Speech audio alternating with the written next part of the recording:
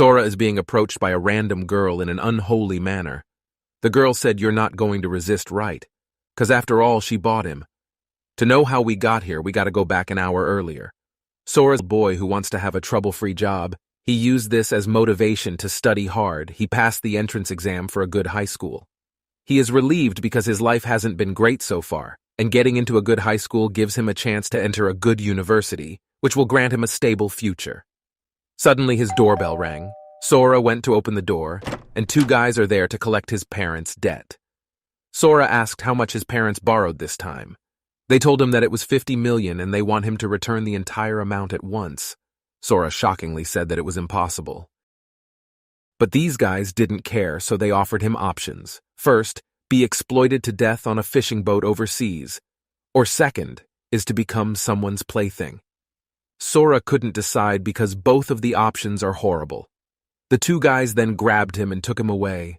Sora's normal high school life was flashing before his eyes. But a beautiful woman stops them and hands them the 50 million. Sora is confused because even he don't know who she is. The two guys asked her who she is, but she didn't answer, and told them that she's here to pay Sora's debt.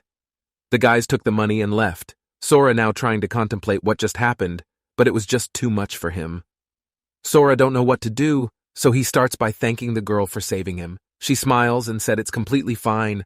Apparently 50 million is just light work for her. She said those guys were so scary. Sora agrees and thanks her again and said he'll return her the money. He asked for her name and address, but the girl insisted and grabbed his hand, saying she did it because she wanted to, so he didn't have to worry about paying her back. She then leans in closer and closer, causing Sora to get nervous. He lets her know that she's getting a bit too close for his comfort. She starts flirting with him, telling him it's only normal to cling to the things you like. This made Sora even more nervous, but he was shocked that she knew his name. Sora got suspicious since he never told her his name. He thought maybe she's the collector's accomplice who's trying to trick him into being in even more debt. The girl lets him know that he doesn't have to be suspicious about the money, since it was clean money that she earned with her own body.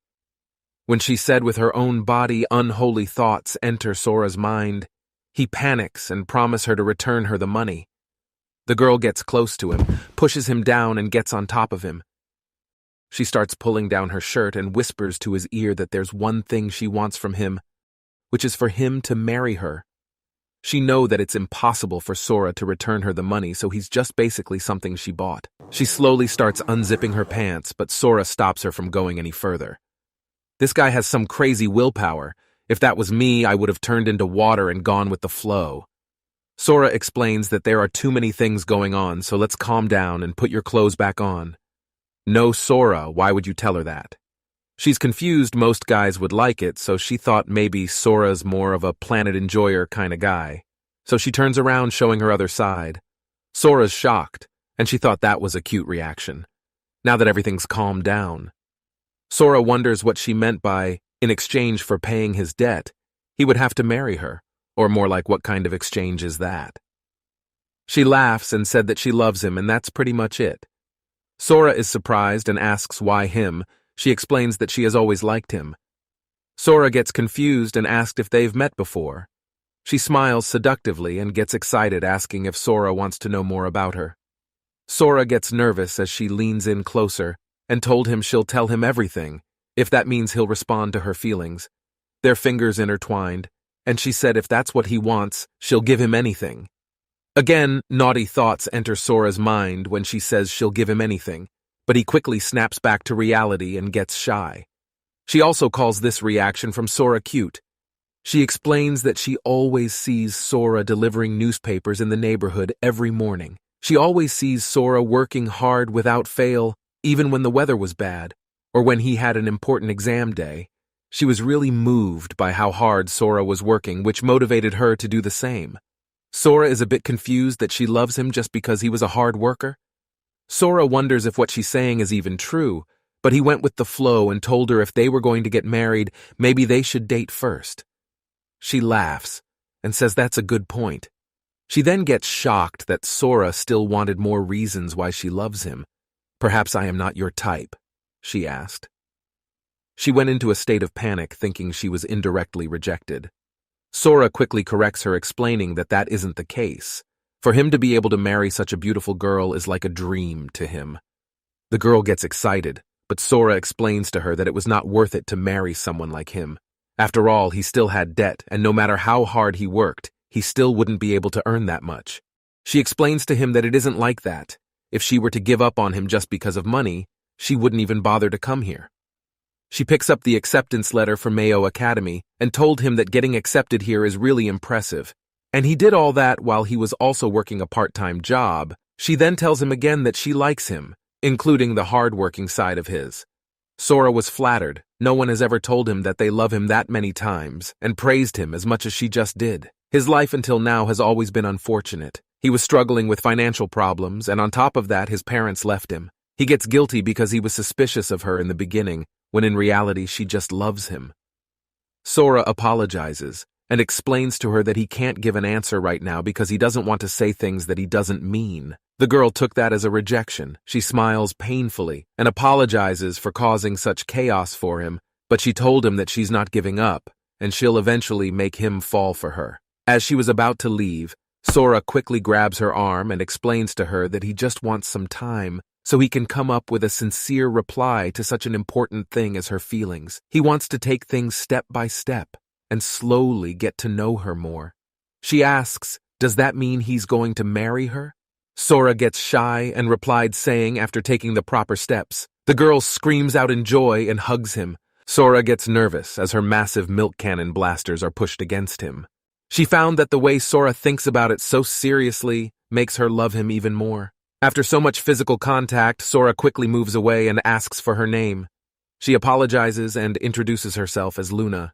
Sora came into Luna's house. He was shocked to see such a big, luxurious home. He asked, "Is this really your home?" Luna smiles and said, "But from today onwards, it's our home." Sora almost faints from hearing this. They treat themselves to a nice dinner to celebrate Sora moving in. Luna was tired after all that happened today, so she suggests they head to bed early. Sora agrees, but we all know sleeping isn't the only thing they're going to do in bed. Sora feeling lazy to go back to his house to grab other things since he only brought his essentials. But Luna got that covered, and she had also canceled Sora's house contract. "When did you even do that?" Sora asked. She said she did it while he was sleeping, and she had also asked his parents for permission, so everything's fine. Sora gets shocked because even he can't contact his parents. She even told them that she was going to marry their son and she will cover all the payments, but that's not it. She also bought them a trip around the world. Sora, feeling exhausted, after his shower he went straight to the bedroom. He checked around the room and lay down on the soft bed. He then recalls the moment he said those cringy things to Luna. He starts getting embarrassed by his own actions. As he was rolling around in bed, Luna enters the room in her pajamas. She turned off the lights and sat beside him. Sora gets more and more nervous as she moves in closer to see if he's asleep. She blows into his ear, which got him to get up. Upon seeing Luna in her pajamas, Sora's thoughts were all over the place. Luna encourages him to come over to her side of the bed, but Sora denies it. So Luna is going to go to him instead. Sora gets shy and obeys her. Luna grabbed onto his arm and they both lay down. Sora starts sweating. Sora compliments her shirt. She said she even had something cuter in mind, but she chose to wear this one because she can flash Sora. Sora starts panicking again. She seductively asked if he want to touch them. But Sora, with 10 million power in Rise of Kingdom, manages to calm himself and pulls her shirt back down. They both calmed down, and Luna held Sora's hand and explained to him how happy she was when he agreed to marry her. She thought she must look pretty shady when she bust into his house and asked him to marry her. They intertwined fingers, and while Luna is getting emotional and expressing her feelings, all Sora could think about is how soft and smooth her hands are. Luna told him that when Sora took her confession seriously, she felt something in her chest squeeze, whatever that means. Luna then gets on top of Sora. Sora starts panicking because his willpower was not strong enough for this. Luna leans in to kiss him, but as they got closer, Luna quickly aborts her mission. She was trying to make a move on Sora, but she got embarrassed. Having Sora's face so close to her made her blush real hard, but at that time, that wasn't the only thing that was hard. Luna got back to her senses and apologized for what she did. Sora, still in a state of shock, wonders if this is going to happen every day. But he realizes that school is starting soon, so he told Luna that once school starts, their day-to-day life will change. Luna totally understands. Sora wonders what she's going to do when he's not here, but Luna said don't worry about that, cause from spring onwards, she's going to be his classmate. When school started and Luna walked into Sora's class, he was surprised that she actually went to his school. And not only that, she was also in the same class as him. Luna's really good at fitting in, and she's already part of the popular girl group. Suddenly, an intimidating figure appears and asks the two NPCs who were sitting near Sora to move because he wanted to sit there. The NPCs quickly gave up their seats and moved somewhere else. Turns out it was Sora's friend from middle school named Subaru. Subaru asked Sora what's wrong since he looks worried. Sora explains his situation with Luna to Subaru. Subaru gets shocked and worries that she may be an assassin sent to collect Sora's debt. But to be honest, the only thing she's collecting is Sora's V card. Sora explains to Subaru that he doesn't think she's a bad person. Subaru said, maybe she was touched by your consideration for others, because in middle school no one would approach him except for Sora. But their conversation gets interrupted by Luna walking up to Sora and apologizing for not being able to come to school together. She suggests that they both go home together, but before Sora could reply, he overhears people chatting and wonders why Luna would be talking to this random guy. Sora quickly got up and pulled Luna to somewhere private. He apologizes for being so abrupt, but Luna got excited that it was just the two of them. She then puts Sora in a leg lock and hugs him. Sora blushes and asks her to let him go, but she insisted, saying that it's fine since no one was around. Sora then asks her to keep their relationship private at school. Luna demands a reason for this. Sora explains to her that she's a popular girl and she stands out, and he fears that he might cause trouble for her when everyone finds out that she's married to him. Luna gets frustrated over the fact that they can't be lovey-dovey at school. She starts breaking down because she even got into the same class as him so they can do semi-unholy stuff together. She even thought about them being praised as the perfect couple in school. But her dreams are shattered because Sora wants to keep all that stuff private. Luna quickly got up and thought that living a reserved life wouldn't be so bad, actually, because doing so will reduce the chances of other girls falling for Sora. She then agrees to Sora's proposal. Sora is shocked by how quickly she changed her mind, but Luna was still bummed out about this. Sora thought that maybe he was overthinking things, so he allowed them to have a moderate amount of physical contact. Sora explains that since they're now a married couple, it wouldn't be fair if things were only one-sided. Sora's kindness made Luna love him even more. She also thought it was super cute of him. While Sora was with Luna, he compliments her that her uniform looks really good on her. Luna was pleased upon hearing this. Sora explains that he has only seen her in casual clothes, which gave the vibe of an adult, but now that he sees her in her uniform, he realizes that they are indeed the same age. Yep, you heard that right, they're the same age somehow. I can assure you that Luna has the most normal high school anime girl build. Luna asks if they should wrestle tonight in her school uniform. Today marks their first weekend after school started. Luna invites Sora out for lunch, and oh my. You can't possibly tell me that she's the same age as Sora. She suggests they go for pizzas, but Sora says, nah fam, let me cook. He felt guilty because they were always ordering in, and he can't afford to pay her back, so he thought he should at least help her with the chores. Luna gets super excited at the thought of being able to eat Sora's home-cooked meals, but she suggests cooking with him since they'll be more like a married couple this way. She got too excited she didn't realize that her Mario and Luigi are pressing against Sora. Luna apologizes and went to get changed to start cooking. She came back wearing nothing but an apron. Sora was shocked to see this. She asks if he wanted to see what's underneath. If you look from behind, you'll probably know the answer, Luna said. Sora blushes at the thought of seeing her from behind, because he knew if he did that, he'll be able to see her lips. And I'm not talking about the one on her face. More naughty thoughts enter Sora's mind, causing him to look like he just got hit with unlimited void. Luna took off her apron, revealing that she was just wearing a swimsuit, but this still didn't make the situation any better for our boy Sora. She said that Sora's reactions are just so cute that she wants to tease him even more. Sora quickly told her to put her clothes on so they can start cooking. Sora got really excited after seeing all the ingredients Luna has at her house. Luna asks if he likes to cook. Sora said he didn't really have a choice because before he had to make use of whatever he had. Luna smiles at him and told him that next time they'll have to find a nice apron for him. Sora suggests they make beef stew. Luna said she'll start by cooking the rice. She starts adding the rice, and she also added some grape juice. Who let her cook? Even Sora thought so. He said she made poison. He concludes that someone rich like Luna probably didn't do much cooking, but he was scared to correct her because he thought this might have annoyed her. As Luna was trying to finish her drink, she spills it all over her melons. Sora quickly came in and cleaned it for her. Sora continues to let her cook and leaves the salad to her. Once the food was done, Luna ate the beef stew and thought that Sora was some kind of genius to be able to make such an amazing stew. Let Sora cook. Luna said the rice is doughy and kinda nasty, but the stew is fantastic. She came back to her sense and realized that the rice and salad were done by her. She starts questioning her cooking skills, but Sora was shocked that she was just finding out that she can't cook. Luna felt bad because everything would have tasted so much better if she didn't help at all.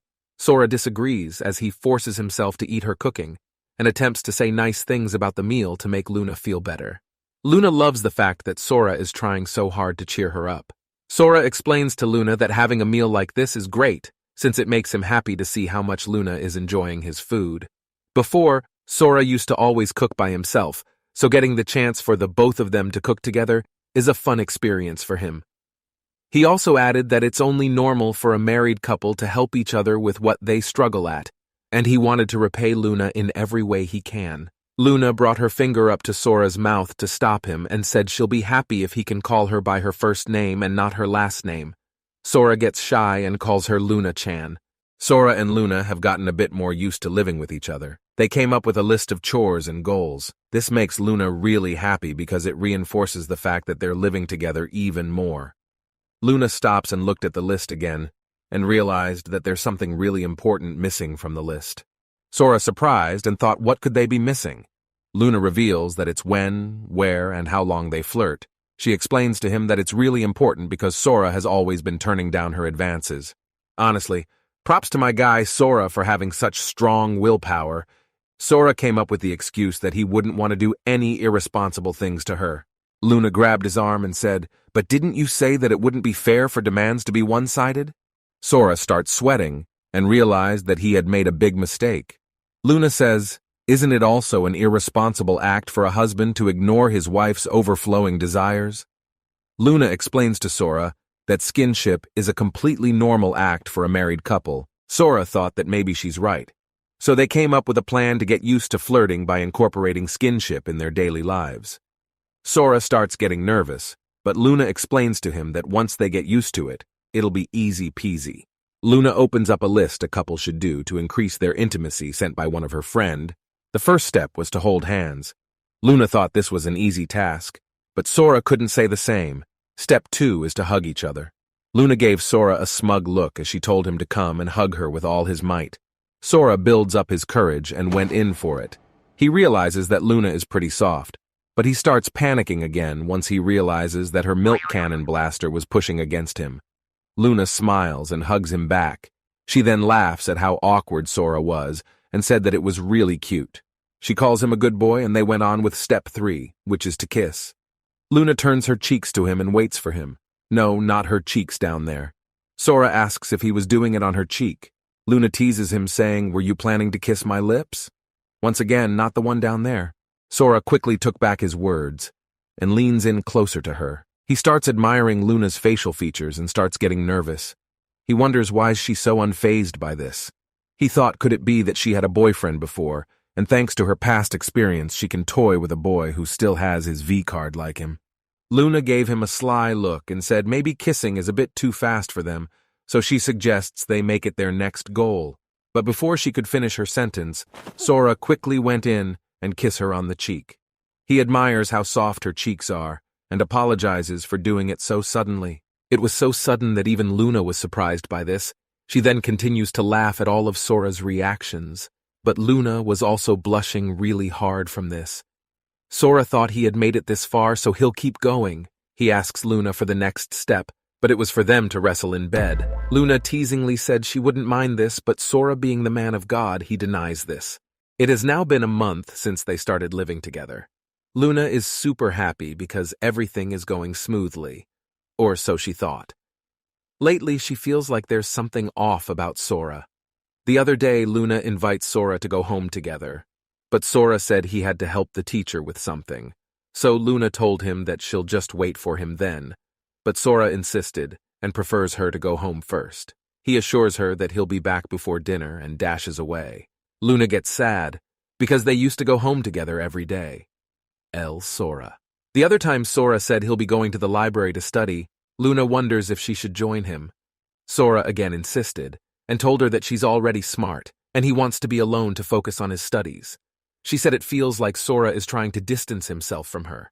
She explains she understands that alone time is important, but her woman's senses are tingling and feel like Sora's hiding something. She thought if she should follow him in secret, hire a detective, or attach a GPS on him, but she stops herself and said she wouldn't do that kind of thing anymore. She thought maybe she was just overthinking things, but just as she was about to stop thinking about it, she overheard her friend breaking up with her boyfriend because he thought that she was doing too much on their dates, and it was too intense for him. Honestly, such an L guy. Luna then starts thinking that maybe she was also too intense towards Sora.